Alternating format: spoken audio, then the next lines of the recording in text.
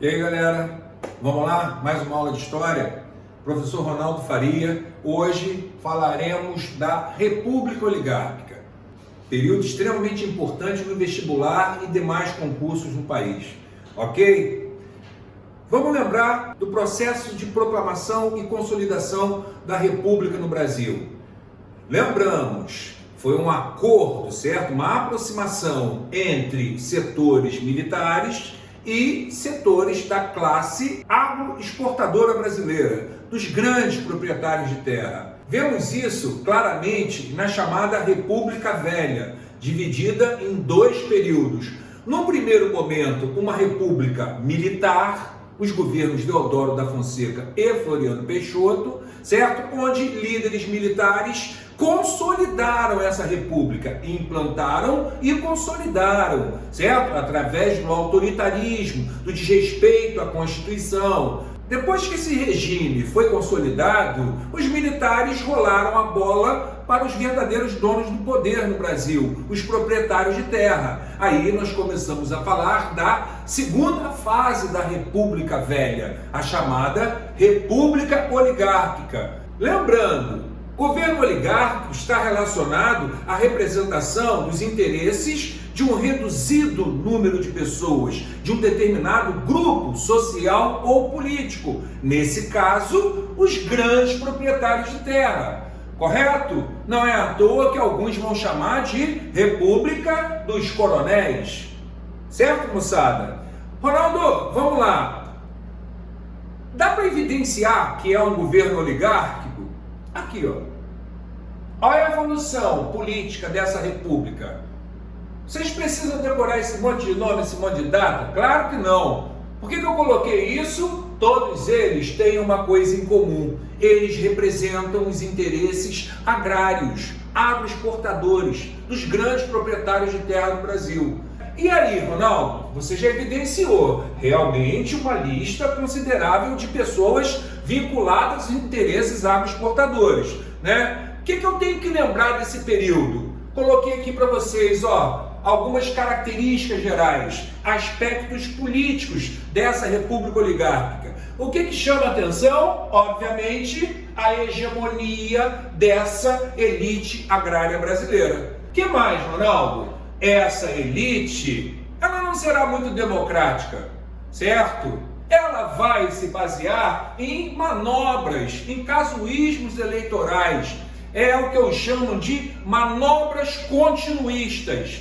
Vou ficar no poder. Lembrando um pouquinho do nosso amigo Maquiavel: os fins justificam os meios. Eu farei o que for necessário para permanecer no poder. À frente vou exemplificar esse processo, tá? E aí, Ronaldo? Dentro dessas manobras continuistas, certo? Embasando esse desejo de permanecer no poder, eu tenho principalmente a manipulação do voto. Ronaldo, como que vem essa manipulação do voto? Aqui, ó, a Constituição de 1891, certo? Feita sob medida com os interesses dessa elite proprietária de terras, estabelecia um voto declarado, não secreto. E isso favorecia a manipulação do voto por parte dessa camada proprietária de terras. Olha o que está aqui, ó, coronelismo. Vamos falar já dele, certo? Qual é a outra coisa que chamava atenção nesse período? Fraudes eleitorais, certo? Ronaldo, por que tem fraude eleitoral? Tem fraude eleitoral porque existem donos do poder, certo? E o andamento e os resultados das eleições, né, vão ocorrer de acordo com esses interesses dessa moçada que está aqui no canto do quadro, certo? Por que tem tanta fraude eleitoral e manipulação do voto? Ah lá, ó, inexistia a justiça eleitoral. Não tinha justiça eleitoral na época, galera. Na época, olha só, lembrando uma manobra continuista, o governo, certo, após as eleições, permitia que se formassem comissões de verificação, certo? Olha lá, comissão de verificação. O que é isso? Era uma comissão que, na verdade, fechava os olhos para qualquer tipo de problema, certo? Que beneficiasse os candidatos da situação, mas que estabeleciam a degola de qualquer candidato ou qualquer grupo que representasse uma ameaça aos seus interesses. Ou seja, grupos de oposição, oligarquias dissidentes. Por isso que se fala de manobras continuistas. Portanto, está tudo arrumadinho para que essa elite, os representantes do poder, permaneçam nele sem grandes sobressaltos. Certo, moçada? O que mais, Ronaldo, que você pode lembrar aqui, ó? Submissão do poder legislativo ao poder executivo. Isso fica evidente através da política dos governadores, criados na época do senhor Campos Salles, certo? Ronaldo, que vem a ser essa política dos governadores?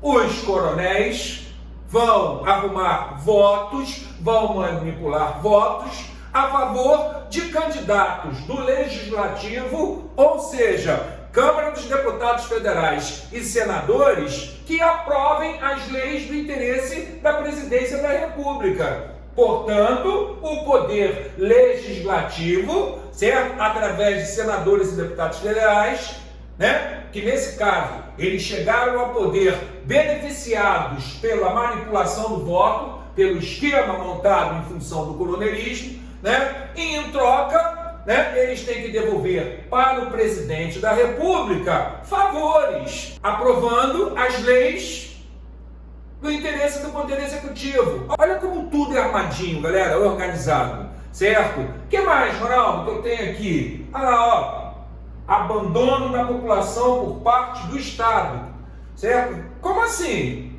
Pô, esse tópico aqui é fácil de entender, porque a gente tem o que mais temos hoje nas periferias no interior do Brasil, certo? É o abandono da população por parte do Estado. Basta você ir numa comunidade, que posso chamar de comunidade ou favela, onde o tráfico, infelizmente, atende mais a população do que o próprio Estado.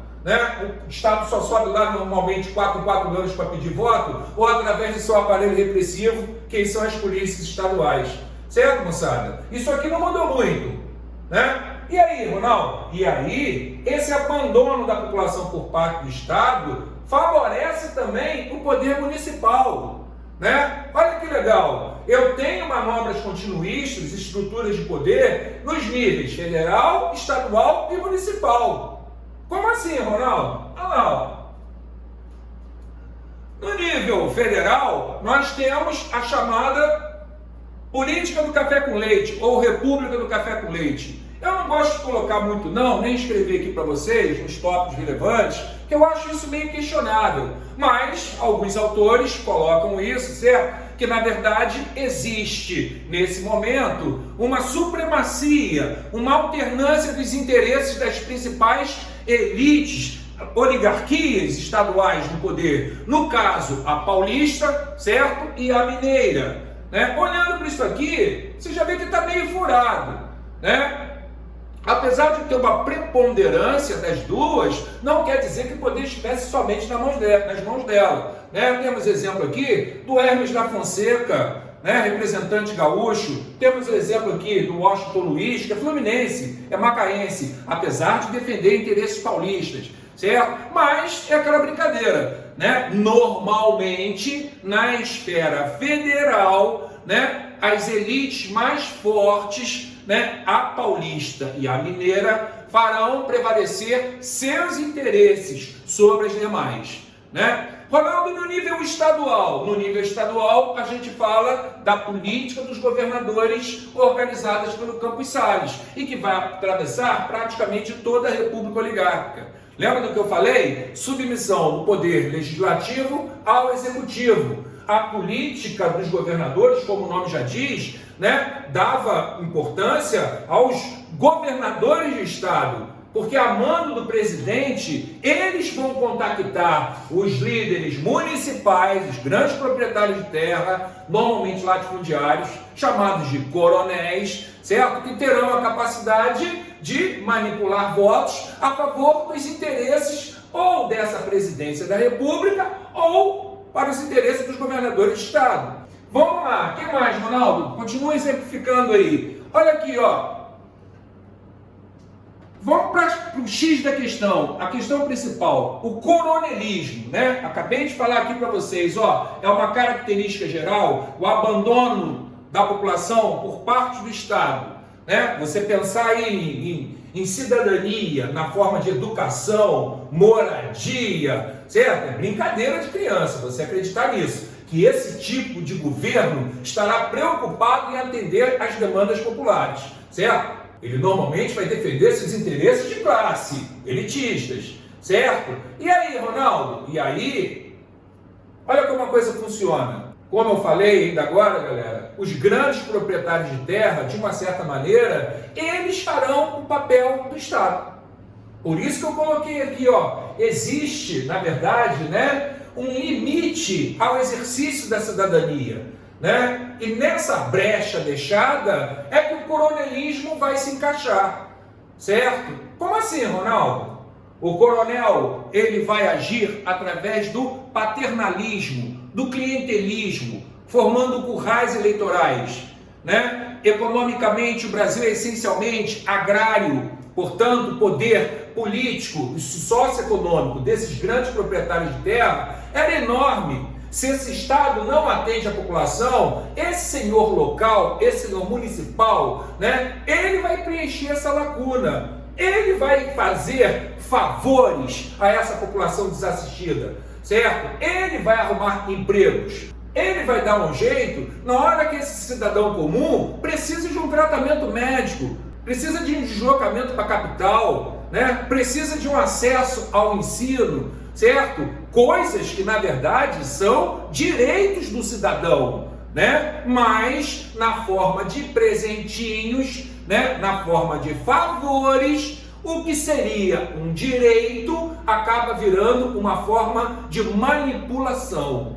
porque em troca desse favor, né, prestado pelo coronel, provavelmente esse indivíduo, esse membro da classe trabalhadora, principalmente rural, terá que seguir a vontade política do seu benfeitor, digamos assim, certo? Então é aquela história, né? É a troca do voto, certo? Pelo favor político, coisa que a gente vê que está rolando no Brasil até hoje, certo? Muitos líderes políticos, na verdade, confundem favor com cidadania, correto, moçada? Para fechar esse contexto de manipulação, de permanência da elite no poder, podemos lembrar ainda para os concursos da campanha civilista. Falando que a campanha civilista, na eleição de 1910, concorrendo com Hermes da Fonseca, né, os paulistas vão indicar Rui Barbosa, um político baiano, certo? Um diplomata, um advogado, com força maior nos setores urbanos. A primeira campanha considerada moderna no Brasil foi empreendida pelo Rui Barbosa.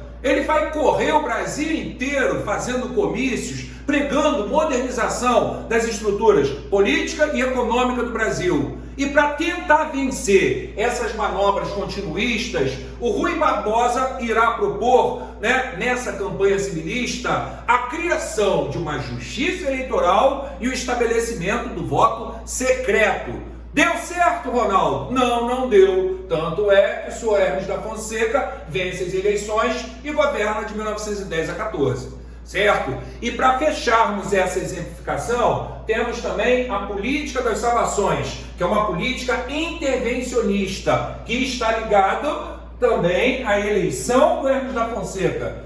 Esse político, né, ele vence uma eleição apertada contra o Rui Barbosa, e no momento que ele chega ao poder, ele vai começar a perseguir líderes políticos, ou no nível estadual ou no nível federal, que estavam ligados aos seus opositores.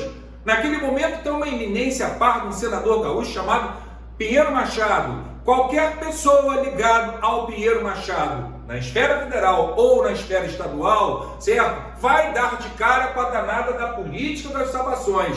Ou seja, a presidência da República não irá tolerar a permanência de grupos opositores no poder, fazendo intervenções, retirando essas oposições do poder e substituindo-as por políticos dóceis aos seus interesses. Tá vendo, galera? O tempo inteiro a gente volta na mesma coisa: manipulação e manobras continuistas. Tá certo?